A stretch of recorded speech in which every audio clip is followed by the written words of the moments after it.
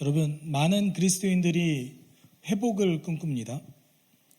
그래서 회복이라는 주제가 때로는 수련회 그리고 1년의 어떤 표로서 등장할 때가 많습니다. 제가 궁금한 거는 어떤 회복을 얘기하는 겁니까? 그리고 얼만큼 회복해야 회복된 겁니까? 그리고 어떻게 회복해야 합니까?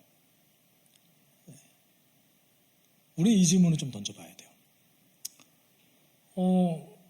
많은 그리스도인들이 회복이라고 얘기하지만 솔직히 어떤 의미에서는 하나님의 진정한 그 풍성한 은혜를 누리지 못했음에도 불구하고 회복을 얘기하는 사람들도 있고, 또는 과거에 자신이 하나님의 풍성한 은혜를 누렸을지는 모르지만 그 회복의 과정 가운데서 어떻게 해야 내가 회복할 수 있을까를 잘 알지 못하는 경우도 있습니다.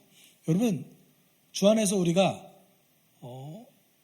우리 삶이 온전해지는 것 또는 회복되는 것, 방법이 무엇이겠습니까? 아마 여러분 속으로 이렇게 생각을 하시겠죠? 예배와 말씀, 기도 라고 말씀하실 겁니다. 여러분, 예배로만 충분하지 않습니다. 성경은 그걸 분명히 얘기하고 있습니다.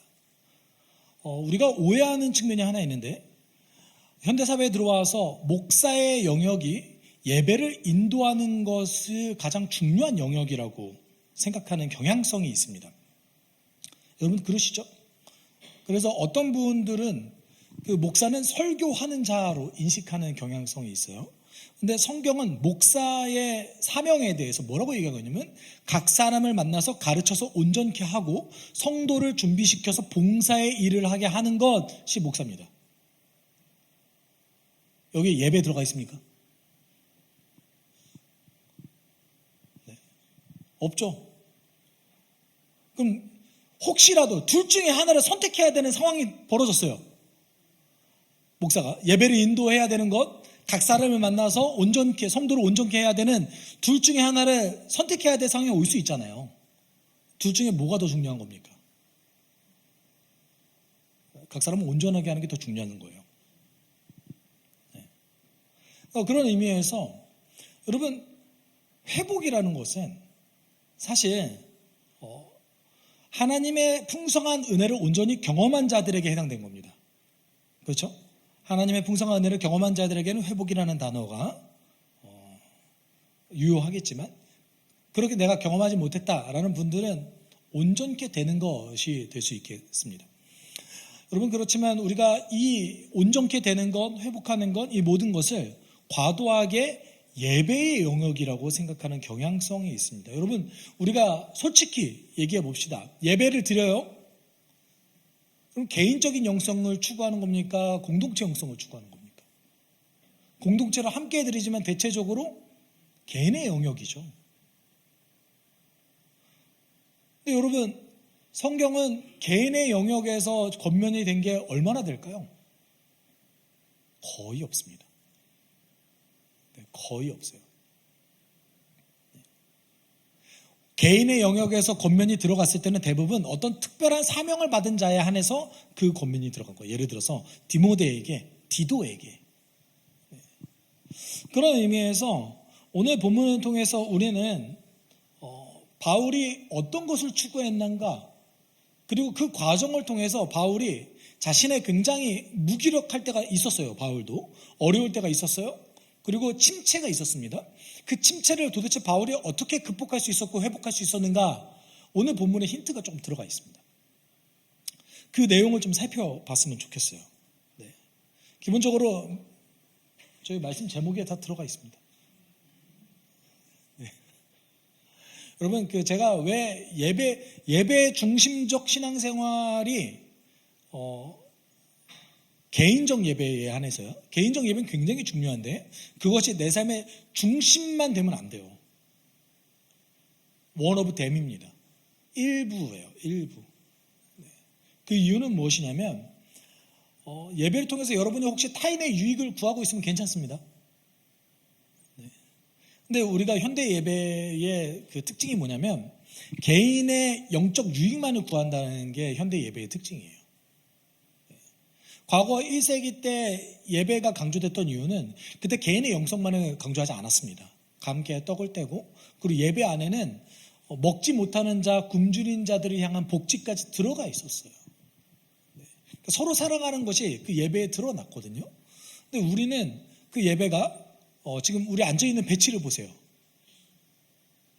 네. 과거 옆으로 이렇게 고개를 들리지 않는 이상, 네. 공동체를 전혀 인식하지 못한, 그렇죠. 네. 여러분, 그 가운데 회복은 부분적으로 일어납니다. 부분적으로 일어나요. 우리가 왜 계속 성장하지 못하고 허우적거리는가?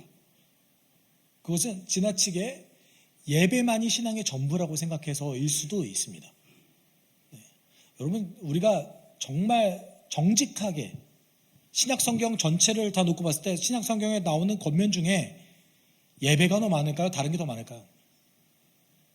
다른 게 훨씬 더 많아요. 근데 우리는 언제 신약 성경의 예배가 가장 중요하다고 얘기했습니까? 그런 얘기 한 적 있어요? 없어요. 진짜 없어요. 근데 저는 그렇게 얘기하면 좋긴 하죠. 예배가 제일 좋아요. 예배가 가장 중요합니다. 중요하죠. 전부는 아닙니다. 예배는 필수적이나 그것이 우리의 모든 것을 담보하지 않습니다. 신약 성경을 정직하게 보면 우리가 그렇게 얘기할 수밖에 없습니다. 여러분, 오해해서 듣지 마십시오. 예배가 필요 없다고 제가 얘기하지 않았습니다. 중요하지 않다라고 얘기하지 않았습니다. 우리 목사님이 그렇게 얘기했으니까 내가 하루 정도 빠져도 된다라고 생각하지 않으셨으면 좋겠습니다. 사도 바울은 드디어 오늘 본문에서 예루살렘에 도착했습니다. 그리고 예루살렘 교회의 지도자를 만났습니다. 그럼 사도 바울은 지금 예루살렘 교회에 방문했지만 이전에도 예루살렘 교회를 여러 번 방문했었습니다. 왜냐하면 예루살렘 교회가 당시 그리스도인 전체의 리더십을 형성하고 있었기 때문에 바울은 예루살렘 교회와 긴밀하게 소통할 필요가 있었습니다. 그래서 종종 방문해서 예루살렘 교회의 궁핍한 자들을 돕기도 했고, 그리고 방문할 때마다 자신의 사역에 대해서 보고했을 겁니다. 그곳에서 바울은 자신의 사역에 대해서 이야기하기 시작합니다. 19절에 이렇게 얘기하죠. 바울은 그들에게 인사한 뒤에 자기의 봉사 활동을 통하여 하나님께 이방 사람 가운데서 행하신 일을 낱낱이 이야기하였다. 여기 우리가 새 번역을 보니까 봉사 활동 이러니까 어색하죠. 네. 잘 번역한 건 맞습니다. 디아코니아라는 이 말이 봉사를 뜻하는 거 맞아요. 여러분, 봉사 활동은 무엇이죠? 여러분, 봉사 활동을 한다고 가정해 보시죠. 학창 시절에 안 해보셨어요? 네, 저는 학교에서 배식 봉사했었는데, 네, 이게 좋아요. 식비도 안 내도 되고요. 그리고 봉사활동 시간도 줘요. 네, 제가 고등학교 2학년, 3학년 때 배식 봉사했었어요. 네. 그런데 여러분, 봉사활동이라는 게 무엇이죠? 대상이 있습니다. 그렇죠? 어떤 한 대상이 있어요. 그 대상을 섬기는 일이에요. 그게 봉사활동이죠. 이거를 보통 우리가 다른 번역에서 뭐라고 얘기하냐면 사역이라고 얘기해요. 여러분, 사역과 봉사활동 느낌이 좀 다르시죠? 네. 저는 좀 더 직관적인 거는 사실 봉사활동인 것 같아요. 봉사라는 표현이 좀 더 직관적인 것 같긴 합니다. 다만 여기서 사역이라고도 번역해도 괜찮습니다. 바울이 야고보와 예루살렘 교회의 장로들을 만났습니다. 여기서 얘기하는 야고보는 사도 야고보가 아니라 예수님의 동생 야고보입니다. 그렇게 예루살렘 지도자를 만나는데 그곳에서 이방인 가운데서 일하시는 하나님에 대해서 이야기하기 시작했습니다. 여러분, 이 이방인 가운데서 일하시는 하나님에 대해서 이야기했을 때 예루살렘 교회 지도자들은 굉장히 기뻐했고 좋아했고 하나님께 영광을 돌렸습니다. 그런데 이 시기, 예루살렘 교회를 방문했던 이 시기에 예루살렘 교회의 몇몇은 바울에 대해서 굉장한 불만을 가지고 있었습니다. 20절, 21절에 이렇게 얘기하는데 좀 같이 읽어볼까요? 형제여, 당신이 보는 대로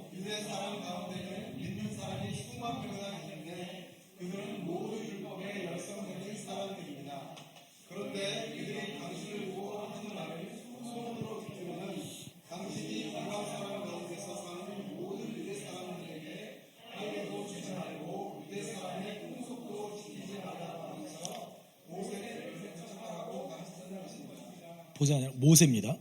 죄송해요. 오타네요. 보세 옷을 배척하는 게 아니라. 네. 여러분 잘 보시면 일단 20절에 오역이 하나 있습니다. 믿는 자가 몇 명이래요? 수만이라고 번역되고 있는데 헬라어로 정확하게 번역하면 수천입니다. 네. 당시에 근데 사실 이 20절의 번역에 세 가지 뉘앙스를 띠고 있는데 셋 중에 하나예요. 하나는 예루살렘 전체에 믿음, 율법의 열성적인 사람이 수천 명이 있고 그 중에 상당수가 믿는 자다라고 번역할 수도 있고, 또는 예루살렘에 복음의 열성적인 사람이 많은데 그 중에 수천 명이 믿는 자다라고도 번역할 수 있습니다. 예루살렘 교회가 상당한 숫자였던 거는 맞는 것 같습니다. 그러면 예루살렘 교회가 수천 명이 한 번에 모여서 예배드렸을까요? 그런 건물은 이 시대에 없습니다. 그렇죠? 예루살렘 교회가 각 가정에서 모이는 수많은 교회들의 연합체였다라고 생각하시면 조금 더 편할 것 같습니다. 이 예루살렘 교회 안에 있었던 상당한 숫자의 성도들이 바울에 대해서 불만을 제기했어요. 어떤 불만이죠? 이방 사람 가운데서 사는 유대인들에게조차 할례도 주지 말고 유대 사람의 풍속도 지키지 말라고 하면서 모세를 배척하라고 가르쳤다라는 소문을 들었다는 거예요. 그럼 모세를 배척한다라는 표현은 민족을 배신한다는 뜻이에요. 그냥 우리가 모세의 가르침을 잘 안 지켰다 이런 뜻이 아니라 바울이 유대인을 배신했다라는 표현입니다. 네. 너 매국노 아니야? 이런 뜻이에요. 이런 뜻이에요.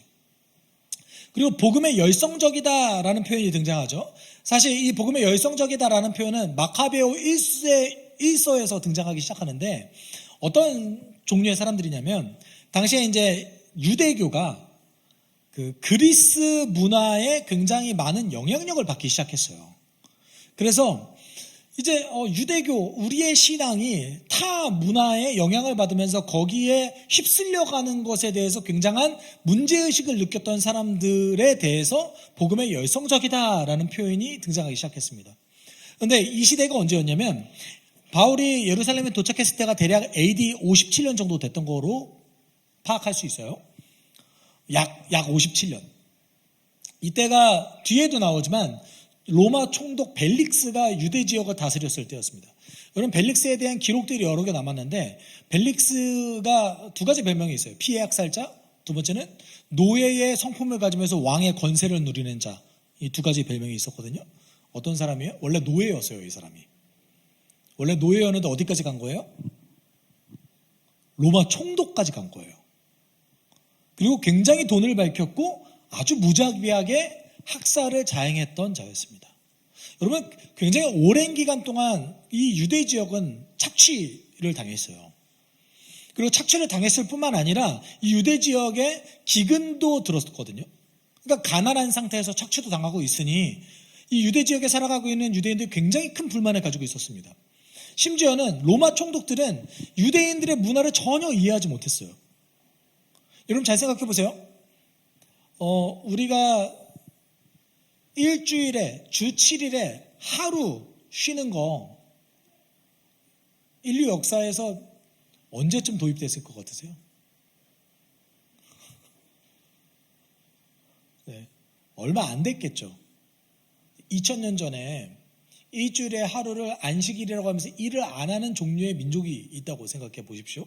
근데 로마 총독의 입장에서 그 사람들을 어떻게 판단해야 될까요?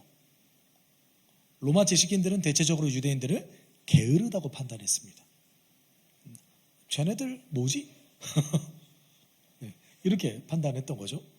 그래서 로마 총독들은 유대인의 그 문화를 전혀 이해하지 못했고 그들을 착취하기 바빴습니다. 그리고 이해할 생각을 사실 안 하기도 했습니다. 왜 내가 너희들을 이해해야 돼? 라고 생각했던 것이죠. 이것이 수십 년, 수백 년이 지속되다 보니까 사람들은 굉장히 큰 불만을 가지게 됐고 경제적 어려움이 함께 겹치다 보니 반란의 기운이 계속해서 퍼져나갔습니다. 여러분, 경제가 어려울 때 정치적으로 어떤 일이 벌어지죠? 극단적인 세력이 등장하기 시작하죠. 그렇죠? 그래서 역사를 우리가 살펴보더라도 경제가 어렵고 굉장히 힘들 때에 특별히 우리가 그 대공황이 극좌 세력 우리로 따지면 공산주의를 불러일으키는데 큰 역할을 했다라는 것은 역사적으로 증명되지 않았습니까? 네. 유대 시절에 이랬던 거예요. 그래서 극단적인 민족주의가 등장하기 시작했어요. 여기서 얘기하는 율법에 열성적이다라는 사람들은 극단적인 민족주의적 성격이 띄었던 사람들을 얘기해요. 어디까지 나가요? 그러면 어떤 성격을 띱니까? 이 극단적인 세력들은 공격적이죠. 그리고 배타적입니다. 포용하지 않습니다. 확증 편향이 계속해서 증가합니다. 우리 잘 보고 있잖아요. 그렇죠? 네. 지금 뭐 전 세계적으로 뭐 이런 일들이 벌어지고 있죠. 역사적으로 반복됐던 일이에요. 근데 문제는 뭐였냐면 예루살렘 교회가 이에 영향을 받았다라는 거예요. 예루살렘 교회가 극단적인 민족주의 세력에 영향을 받은 거예요. 그래서 뭐 이런 소문을 들었을 때에 굉장히 큰 불만을 가지게 됐어요. 사실 여기 보시면 21절에 등장하는 이 소문은 사실입니까? 거짓입니까? 거짓이에요. 바울은 유대인에게 율법을 지키지 말라고 얘기한 적이 없습니다. 그리고 바울 스스로도 율법을 굉장히 투철하게 잘 지켰던 사람입니다. 안식일을 지켜 행했고요. 그리고 여러분, 우리가 지난번에 사도행전 18장을 다루면서도 얘기했지만 에베소에 아름다운 공동체가 형성됐음에도 불구하고 바울은 자신에게 주어진 그 율법의 어떤 체계를 지키기 위해서 예루살렘으로 가게 되는 모습을 우리는 보게 됩니다.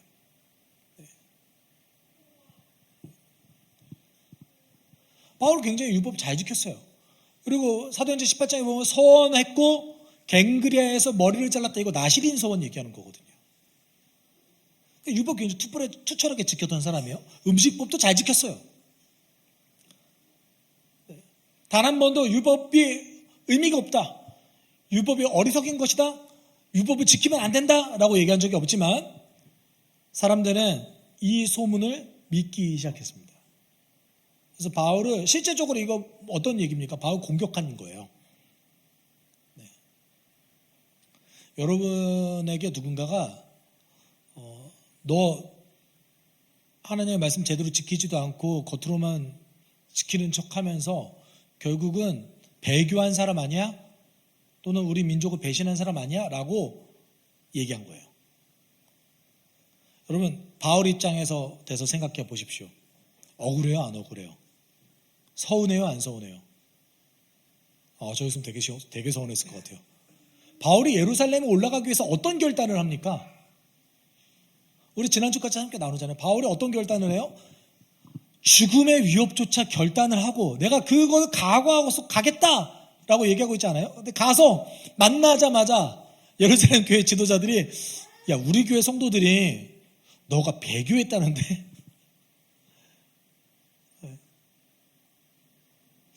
우리 교회 성도들이 너에 대해서 이런 불만이 있어. 여러분, 심지어 바울이 로마서 15장에 의하면 어떤 거를 가져가죠? 이방인 땅에서 마케도니아에서 모았던 예루살렘 성도들의 궁핍함을 돕기 위한 후원금을 가져갔어요. 적지 않은 금액이었을 겁니다. 그런데 도착하자마자 너 우리 민족을 배신했다며? 여러분 같았으면 어떻게 하실 거예요? 제가 묵상을 좀 해봤거든요. 상을 뒤엎지 않았을까? 어떻게 했을까? 너무 서운해서 나 가야겠다. 여기는 내가 있을 때가 아닌가 보다. 여러분 보통 우리가 이런 식으로 반응하지 않아요? 여러분 어떻게 생각하십니까? 여기는 내가 필요 없나 보다. 이게 우리의 생각이죠. 바울은 전혀 기분대로 행하지 않았습니다. 심지어 여기서 더 나아가서 그래서 예루살렘 교회가 요구를 합니다. 그 요구 상황에 23, 24절에 나오는데, 그러므로 당신은 우리가 말하는 대로 하십시오. 우리 가운데서 하나님 앞에 스스로 맹세한 사람 넷 있습니다.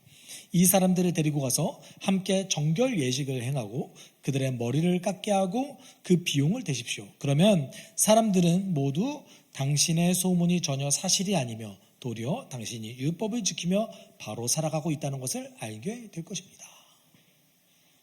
이런 요구까지 했습니다. 이런 결론적으로 바울이 이 요구사항을 받아들였어요? 안 받아들였어요? 받아들였어요. 네. 근데 우리가 여기까지만 놓고 보면 예루살렘 교회가 너무한 거 아니야? 이렇게 생각할 수 있잖아요. 그렇죠? 그리고 이 뉘앙스만 보면 너무 지나치게 부탁하는 조가 아니라 명령 준 것 같잖아요. 우리도 이렇게 좀 부탁해 줬으면 좋겠잖아요. 남성분들 맞죠? 저만 그런가 봐요. 네, 우리 남편분도 항상 혼나시잖아요. 그렇죠?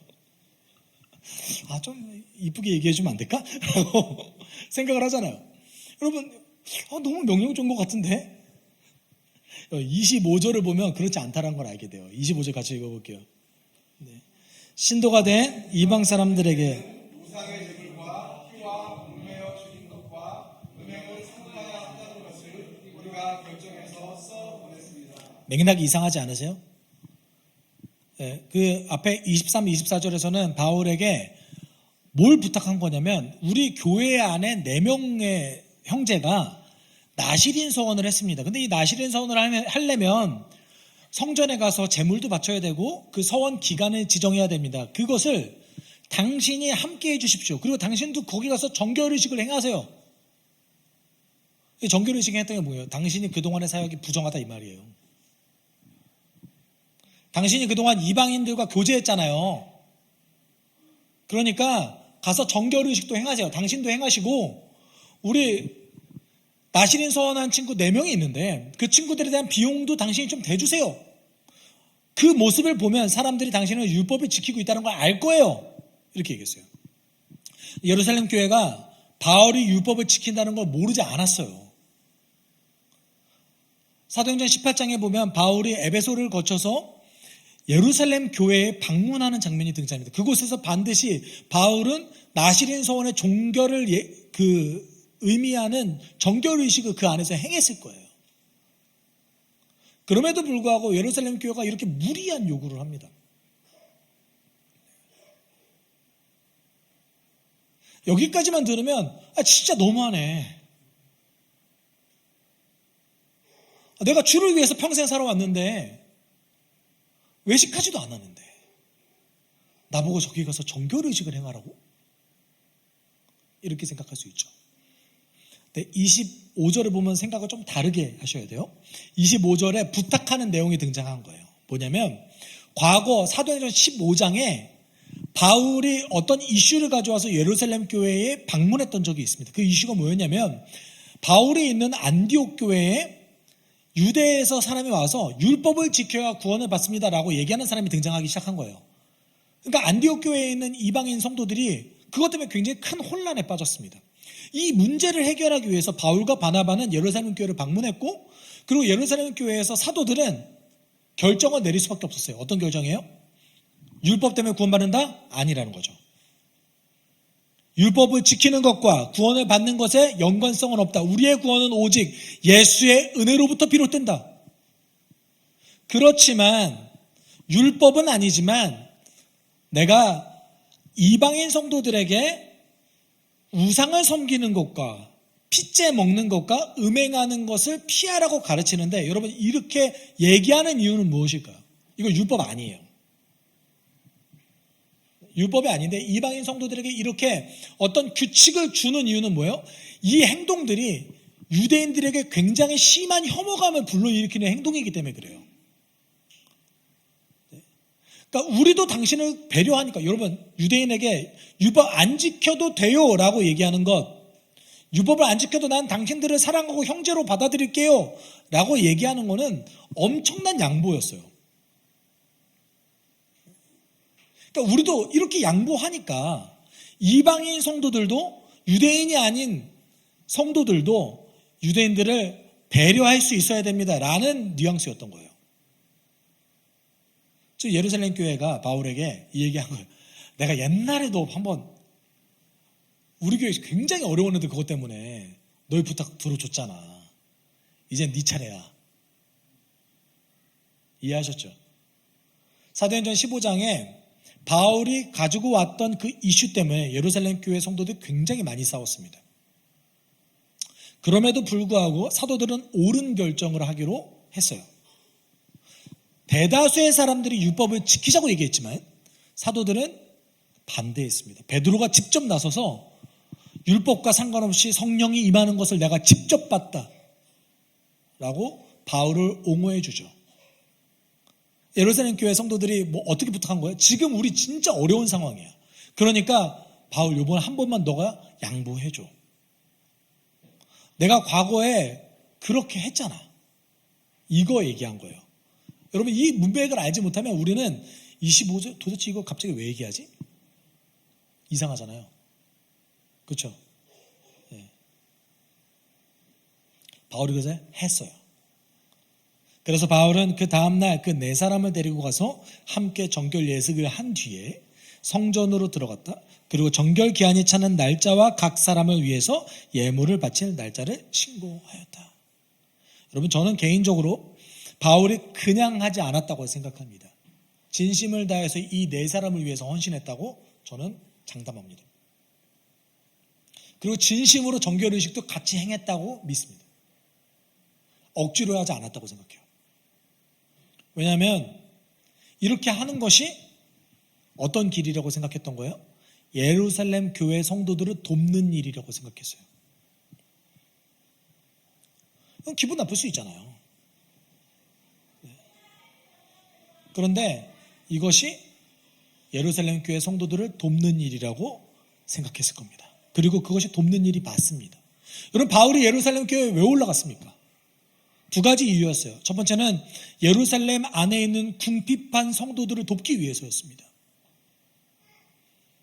도울 뿐만 아니라 지금 이방인 교회에 있는 수많은 성도들이 당신들을 돕고 있고 기도하고 있습니다.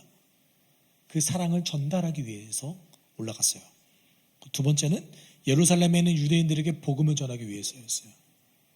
바울은 느꼈을 겁니다. 이대로 조금만 지속된다면 우리 민족에게 정말 엄청난 일이 벌어지겠구나. 아니 정상적인 사고방식을 가지고 있는 상식적인 사람이었으면 다 느낄 수 있었을 겁니다. 그만큼 유대민족이 흔들리고 있을 때였거든요. 그리고 실제 역사에서 유대민족이 반란 일으켰어요. 그 반란 때문에 요세푸스의 기록에 의하면 대략 200만 명 가까이가 죽었다고 합니다. 로마 정부가 이를 갈고 유대 지역에 있는 유대인들을 말살했어요. 왜냐하면 그 로마 군단 2개를 유대 반란군이 이겨버렸거든요. 엄청난 일이에요, 사실은. 그러니까 로마의 상비군을 2개 군단을 유대 민족이 박살내버렸어요. 그러니까 로마 정부가 참을 수 없는 거예요. 그래서 로마 정부가 유대인들을 완전히 멸절시키기로 작정을 하고 싹 죽여버렸어요. 그리고 그 전쟁을 이끌었던 사람이 황제가 됩니다. 유대인들은 점점 더 어려운 역사에 빠져들게 되는 거예요. 바울이 이거 알 수 있었을 거예요. 그러면 어떻게 해야 될까요? 가만 냅둬야 됩니까? 바울의 인생의 꿈이 뭡니까? 내 동족이 죽게 나아간다면 내 생명조차 바칠 각오가 되거든. 심지어 생명책에서 내가 지워지더라도 내 동족이 예수 믿는다면 나는 만족하겠다.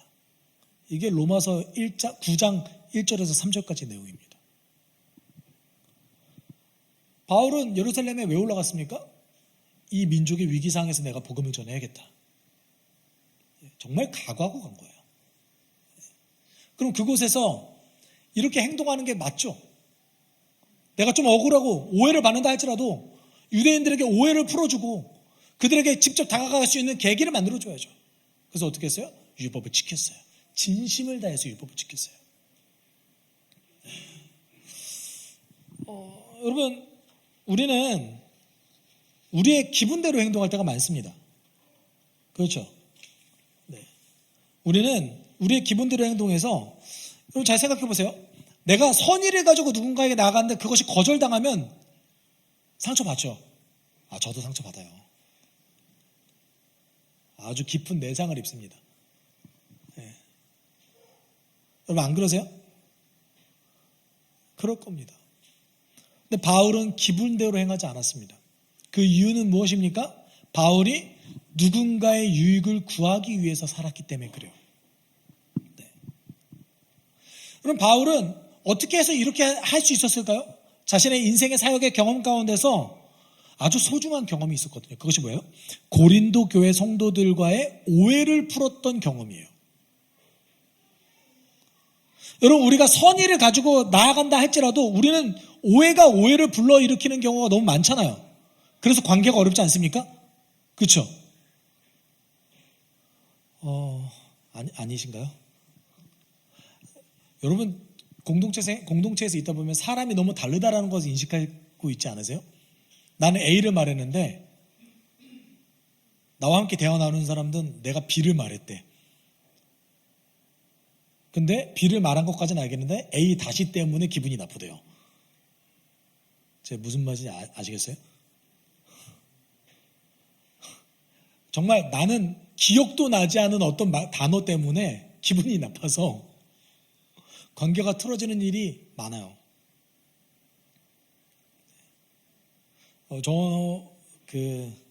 제 다이어리에는 저의 그런 실수들이 기록되어져 있습니다.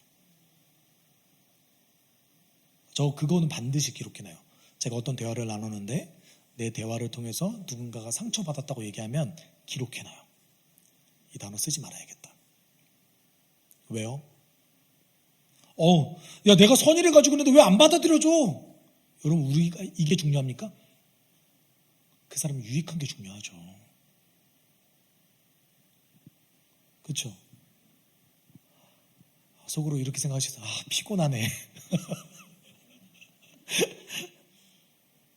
바울이 고린도 교회와 오해를 풀었을 때 그에 대해서 어떻게 기록했냐면 고린도서 7장 14절에 이렇게 얘기했어요. 같이 읽어볼까요? 내가 여러분을 두고 디도에게 자랑한 일이 있었는데 여러분이 나를 부끄럽게 하지 않았습니다. 우리가 여러분에게 모든 것을 진실하게 말한 것과 같이 우리가 여러분을 두고 디도에게 말한 자랑도 진실한 것으로 드러났기 때문입니다. 어떤 뜻이냐면 바울이 자신의 선의가 고린도 교회에게서 거절되자 굉장히 깊은 수렁과 그 슬픔과 어려움에 처해졌어요. 너무 힘들어했어요, 내적으로. 근데 알고 보니까 편지를 써서 디도를 보내보니까 자기만 힘들었던 게 아닌 거예요. 누구도 힘들었던 거예요? 고린도 교회 성도들도 굉장히 힘들어했어요. 고린도 교회가 바울이 세운 교회잖아요. 고린도 교회 성도들도 굉장히 힘들었어요. 그래서 디도가 왔을 때에 고린도 교회 성도들에 대해서 디도가 뭐라고 얘기했냐면 이들이 굉장히 두렵고 떨림으로 바울의 편지를 받았다라고 얘기하고 있습니다. 그러니까 서로의 오해가 쌓였던 거였던 거예요. 근데 그 오해가 풀리자 바울이 너무나 기뻐서 그 고린도 교회에 대해서 디도에서 자랑을 많이 했나 봐요. 근데 너무 웃기지 않아요? 그 고린도 교회에 디도가 갔어요. 그렇잖아요. 저는 오늘 이 말씀 너무 웃긴 거예요. 디도가 가서 디도가 해결했잖아요.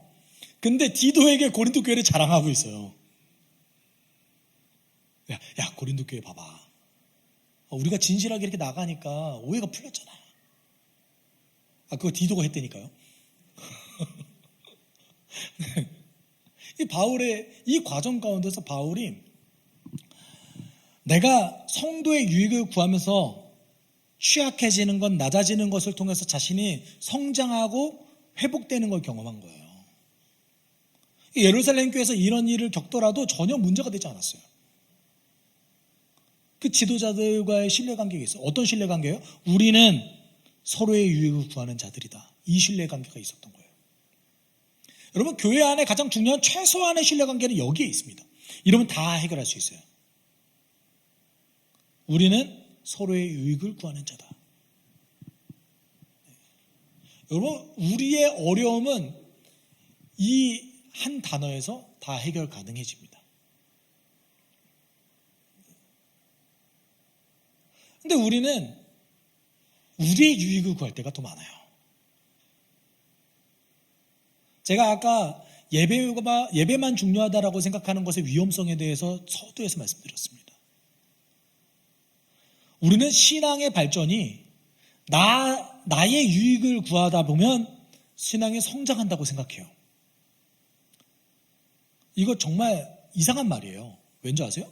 예수가 우리를 위해서 죽었고 그 예수를 닮아가는 것이 우리의 영적 성장에 가장 중요한데 나의 유익을 구하는 게 어떻게 내 신앙에 중요합니까? 오히려 반대로 얘기하죠. 다른 사람의 유익을 구하는 것이 나에게 더 유익합니다라고 받아들이셔야 되는 거예요. 고린도전서 10장 23절 24절에서 그래서 바울이 이렇게 얘기했습니다. 같이 읽어봅시다. 모든 것이 다 허용된다고 사람들은 말하지만 모든 것이 다 허용된다고 사람들은 말하지만 모든 것이 다 덕을 세우는 것은 아닙니다. 아무도 자기의 유익을 추구하지 말고 남의 유익을 추구하십시오. 여러분, 주 안에서 우리는 자유를 누립니다.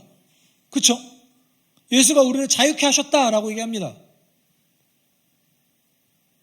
우리 더 이상 음식법과 안식일법, 율법의 멍에를 지지 않아도 괜찮습니다.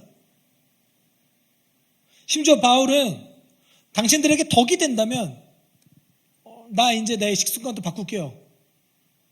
이렇게 얘기하잖아요. 제가 목사로서 이렇게 권면할 때 가장 어려운 지점 중에 하나는 무엇이냐면 사실 목사로서 이렇게 권면할 때 그것이 신학적으로 반드시 해야 된다라는 명분이 없을 때가 많아요. 그렇지 않으세요? 이거 신학적으로 봤을 때, 성경적으로 봤을 때는 그냥 허용돼도 되는 거 아니에요? 제가 할 말이 없어요. 네.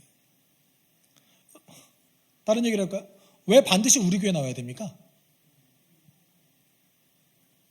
우리 옆에도 교회가 있고 저기도 교회가 있고 저쪽에도 교회가 있는데 제가 그럼 어떻게 얘기해야 됩니까? 이게 신학적이고 성경적인 겁니까? 물론 그렇게 얘기할 수 있죠. 신학적이고 성경적인 이유가 있습니다. 그렇지만 그렇지 않을 때도 많잖아요. 그럼에도 불구하고 목사들이 권면하잖아요. 그렇죠? 우리가 반드시 날마다 예배하고 기도해야 구원받습니까? 그렇지 않아요. 근데 제가 여러분께 말씀드리잖아요. 예배하고 기도하고 말씀 읽으세요. 왜요? 그게 유익하니까요. 그렇죠? 그게 유익하니까요.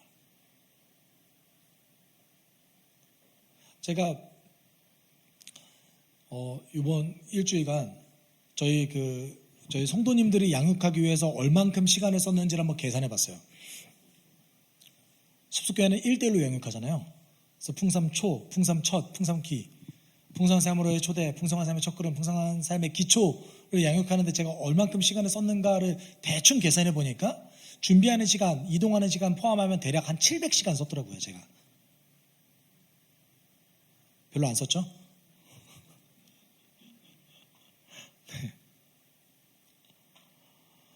제가 지금도 3명의 풍삼초와 1명의 풍삼기를 인도하고 있습니다.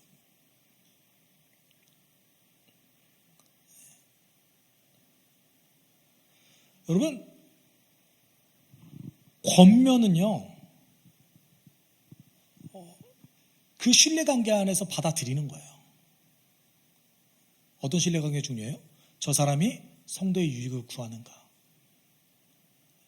근데 현대사회에서 권면하는 게 너무 어려워졌어요. 네. 권면할 때마다 항상 제가 고민해요. 혹시 기분 나쁘지 않으실까? 두 번째는 요새 목회자의 신뢰도가 정말 많이 떨어졌잖아요. 그러면은 저의 두 번째 고민은 뭐냐면, 저분이 제 목사의 사적 유익을 위해서 권면한다고 혹시 생각하고 있지 않을까? 제가 이런 고민까지 하면서 다 만나요. 네. 여러분, 근데 제가 경험해 보니까 성도들의 유익을 구하기 위해서 살아가다 보면 정말 하나님 깊게 알아갈 수 있어요. 우리의 영적 권위와 리더십 어디서 나옵니까? 예수를 따라가는 발자취에서 나옵니다. 사랑하는 여러분, 회복은 남의 유익을 구할 때 우리에게 찾아옵니다. 영적 성장은 나의 유익을 위한 것이 아니라 타인의 유익을 구하기 위해서 내가 어떤 행동을 했을 때에 나에게 더 깊게, 더 풍성하게 찾아옵니다. 우린 그 원리를 알아야 됩니다.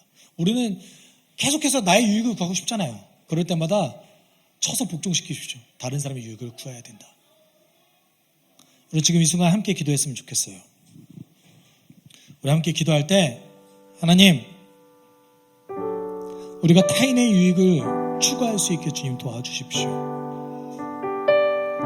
예수께서는 우리에게 자유를 주셨지만 우리가 그 자유를 나를 위해서 누리는 것이 아니라 다른 사람의 유익을 위해서, 교회의 덕을 세우기 위해서 자유를 누릴 수 있는 우리 될 수 있게 주님 도와주십시오.